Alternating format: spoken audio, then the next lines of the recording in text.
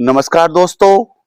भारतीय प्रधानमंत्री नरेंद्र मोदी जी ने कहा है, वह एक परिवार के मुखिया के रूप में कहा है। जो परिवार का मुखिया परिवार को परेशानी से बचाने के लिए कहता है, उस पर हमें अमल करना चाहिए। आने वाले समय में हम महंगाई से बच सकेंगे। इसके चलते सोना न खरीदिए। अगर बहुत जरूरी नहीं है तो आप कार में अपनी अकेले सफर बंद कीजिए।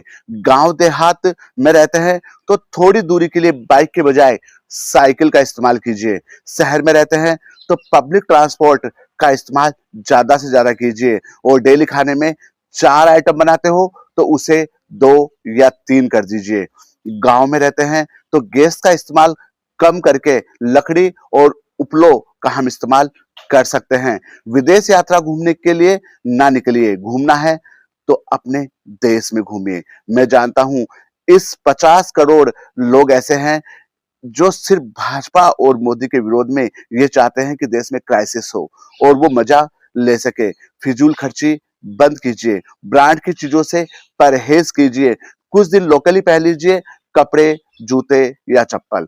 मोदी जी का देश के मुखिया के नाते देश को अवगत कराना और इस परेशानी में हमें कम से कम परेशानी हो, इसीलिए क्या करना चाहिए ये बताना उनका फर्ज था।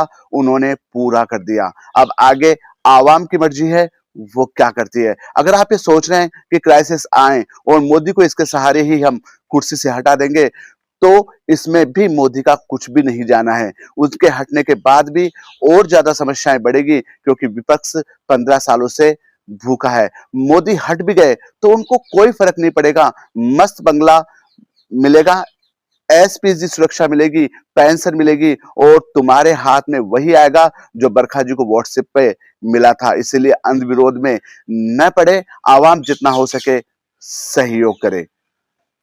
धन्यवाद।